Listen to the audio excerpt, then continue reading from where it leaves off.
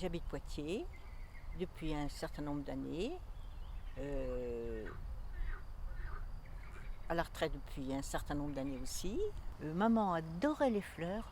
Bon, il y avait un petit jardin potager, il y avait un grand jardin avec plein de fleurs et je pense que ça m'est resté. Voilà.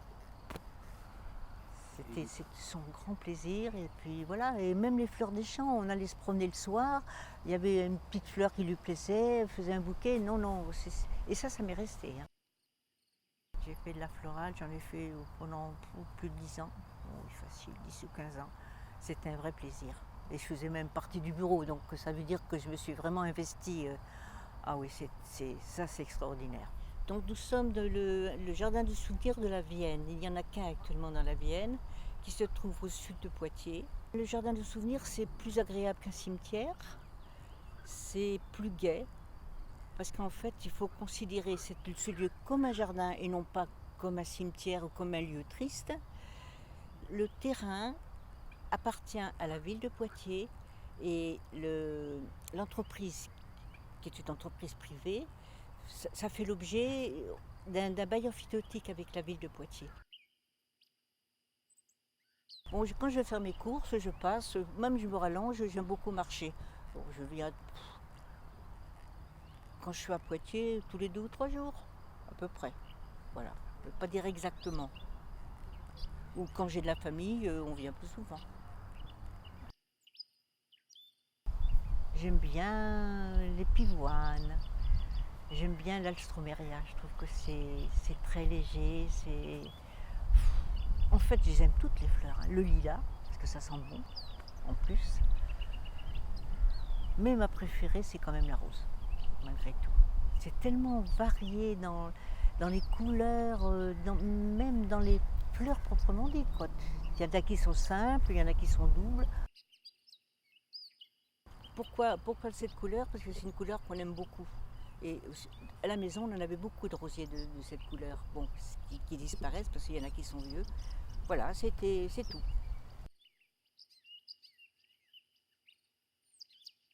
J'ai choisi ce métier d'abord par passion, parce que j'aime beaucoup les végétaux, j'aime beaucoup les fleurs.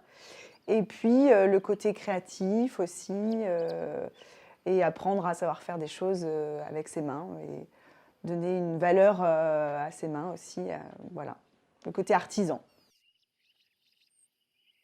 Nous, ici, on vend beaucoup des fleurs de saison. Alors, ça va surtout être suivant la fleur qu'il y a du moment, quoi.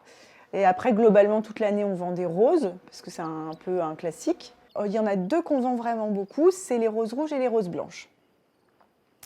Pas pour le même public, mais en tout cas, c'est vraiment les deux qu'on essaye toujours un peu d'avoir, parce que on sait qu'il va y avoir toujours un bon débit sur ces deux produits-là. Elles arrivent d'avion, elles font quand même un certain voyage, ça dure longtemps, et elles n'ont pas bu depuis aussi longtemps, donc il va falloir un petit peu les recouper, les mettre d'abord à boire, qu'elles reprennent un peu de vigueur avant de les mettre en boutique, parce que sinon elles risquent de se casser si on les sort tout de suite des cartons. On essaie toujours évidemment de mettre en avant des produits de production locale et du coup de production, on va dire entre guillemets bio. Mais on a aussi de la production qui doit être chimique, et, en tout cas avec des engrais chimiques, etc. Par exemple, les roses, si on veut en avoir en hiver, donc hors saison, ça va être difficile d'en trouver qui ne soient pas de serre, avec des productions à grande échelle, etc. Je peux vous dire globalement d'où viennent les fleurs, mais pas pour tout. Il y en a, c'est pas forcément marqué quand on les achète, nous, aux grossistes, aux gros vendeurs. Après, il y a aussi des fleurs qui viennent par exemple de Hollande. Et elles arrivent sur le marché hollandais, mais elles ne sont pas forcément produites en Hollande. Elles peuvent aussi venir d'autres pays avant. Donc nous, on n'a pas forcément le regard sur d'où elles viennent avant. Je les choisis vraiment visuellement, et donc je peux regarder la qualité, ce qui me paraît le plus frais. J'essaie toujours de choisir mes produits. Je sais qu'il y a beaucoup de fleuristes qui passent par Internet, qui font des commandes et qui se font livrer comme ça directement. Et moi, j'aime pas trop. J'aime bien le contact direct avec le produit. Après, c'est vrai qu'on n'a pas toujours l'œil sur la provenance et malheureusement, j'aimerais bien que ce soit plus clair. Je suis chercheur en génétique végétale, donc je travaille sur la génétique de la rose, comme je vous ai dit. Ça consiste principalement à essayer de comprendre ce qu'est le génome de la rose et quels sont les gènes qui contrôlent des caractères intéressants en ornement, tels que la floraison, le parfum, la résistance aux maladies, l'architecture de la fleur, pourquoi on a des fleurs simples, pourquoi on a des fleurs doubles. Donc dans l'équipe, on travaille principalement sur le rosier de jardin. Comme on est généticien, on travaille sur des descendances, donc on fait des croisements entre deux plantes, donc une plante mâle et une plante femelle, et on obtient une descendance. Et on regarde dans cette descendance comment se comportent les plantes pour différents caractères. Et on le fait, par exemple, pour la résistance aux maladies. Donc on a une roseraie en plein champ, avec plus de 1000 frères-sœurs, donc qui sont des frères et des sœurs qui viennent du même croisement, sur lesquels on étudie la résistance, alors principalement à une maladie foliaire, qui est la tache noire, qui est très présente dans les jardins, et c'est une maladie foliaire, donc on le trouve sur la feuille du rosier, et ça commence par une petite tache. Alors au début, c'est pas très important, puis progressivement, la tache va devenir plus importante. Ça peut mener jusqu'à la chute de la feuille, donc la défoliation. Alors quand ça touche quelques feuilles, c'est pas trop gênant. Alors c'est une maladie qui va commencer à se développer en juin-juillet. Et en septembre, on peut arriver à une situation où on a un rosier, où il n'y a plus que des tiges et quasiment plus aucune feuille. Toutes les feuilles sont tombées à terre. Ça ne va pas faire mourir le rosier, mais ça va énormément l'affaiblir. Et s'il y a d'autres événements, si c'est une période de sécheresse, si l'hiver suivant il y a du froid, là ça peut mener en combinaison avec cette maladie à faire que le rosier meure. C'est vrai qu'aujourd'hui, les particuliers ne peuvent plus traiter contre cette maladie. Donc il y a différentes solutions, hein. Il y a des méthodes. Alors la première solution, c'est d'avoir des plantes naturellement résistantes. Donc c'est là-dessus qu'on travaille. Mais il y a aussi d'autres méthodes qui sont des méthodes qu'on appelle de prophylaxie. C'est-à-dire quand une plante est malade, il faut retirer les feuilles et par exemple surtout pas les remettre à son compost parce qu'on va réinoculer l'année suivante. Donc voilà, donc on travaille à la fois sur l'aspect génétique et puis en collaboration avec d'autres personnes, on essaie de travailler sur une approche un peu plus durable des résistances. Là, je viens d'enlever une feuille qui était pas belle, ou j'enlève un bouton qui est fané. Ah oui, si, ça m'arrive. Et puis comme il y a je les laisse pas par terre, je les mets je les jette quoi, mais pas n'importe où. Je trouve que c'est plus agréable d'avoir un rosier bien entretenu quand même. Ce qui me gênait, c'est quand le rosier était malade, ça me faisait mal au cœur. Donc c'est pour ça, non qu'il soit. Le principal, c'est qu'il conserve la couleur qu'on avait demandé. Voilà. Il y a un directeur ou une directrice, enfin il y a 2 responsables de ce lieu, et ils sont au moins 4 jardiniers qui, en permanence, entretiennent. Ils sont charmants parce que j'ai eu l'occasion de les voir. Je sais que pour l'achat des rosiers, ils font appel à une entreprise, ils sont obligés. Mais moi, quand je les vois travailler, je parle avec eux, mais je ne pose pas tellement de questions. C'est difficile quand même, je ne veux pas les ennuyer aussi. Le principe des jardins de souvenirs, on paie au départ une somme relativement importante et après on ne s'occupe plus de rien. C'est-à-dire que le jour où moi je viendrai, là, on n'aura même pas... tout est pris en charge au départ. C'est un peu comme dans un cimetière en fait. Non, plus maintenant, parce que maintenant en cimetière c'est pas tout à fait pareil. Là, on a un contrat, ça s'appelle pas un contrat d'ailleurs, pour 40 ans. On a pris pour 40 ans. On peut choisir la durée comme on veut. Là, on fait confiance au site. Là. De toute façon, on n'a pas, on n'a pas notre mot à dire. C'est eux qui décident ce qu'ils font. Bon, une chose est certaine, c'est que quand vraiment le rosier est malade, il est changé, mais il est traité. Ils sont traités obligatoirement. C'est tout ce que je peux vous dire dans ce domaine-là. Je ne sais pas du tout. D'abord, moi, la modification génétique, c'est pas mon truc.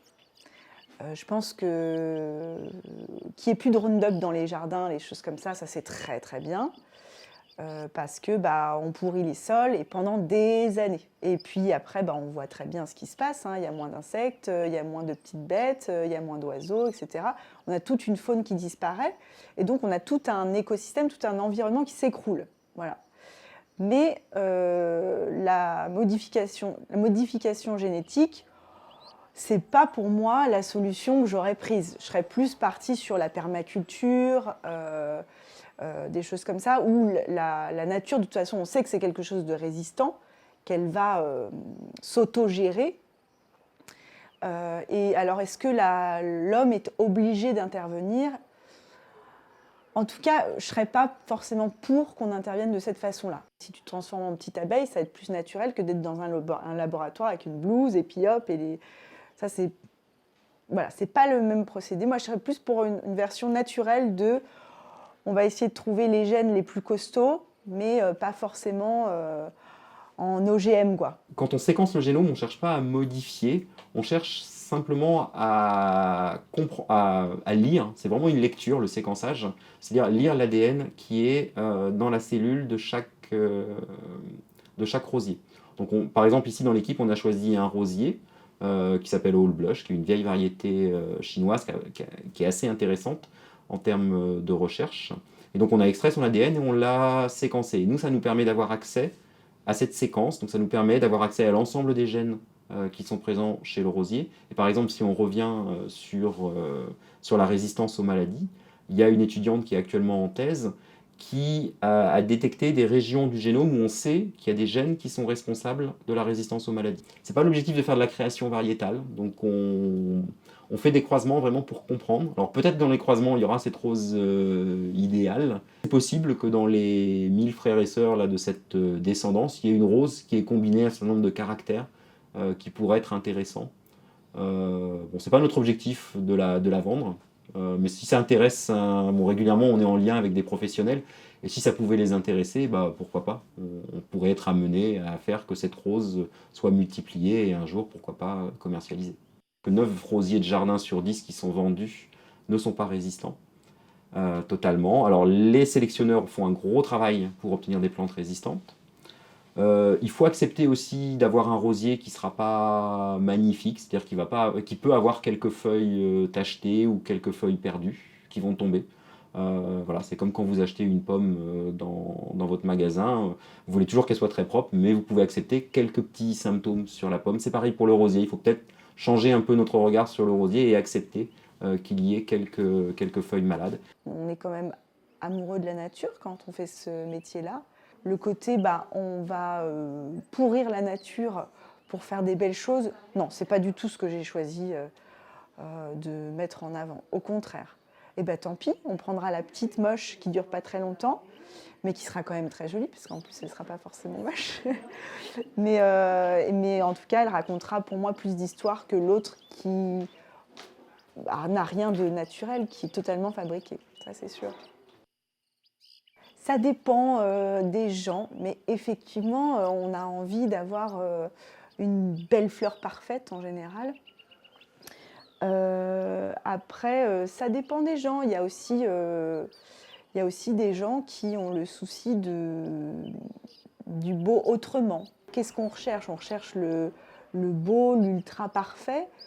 Ou est-ce que le petit défaut, le petit côté un petit peu, ça part par là, par-ci, est-ce que c'est pas ça aussi qui est le plus sympa finalement, le plus proche de ce qu'on va retrouver dans un jardin ou dans la nature ?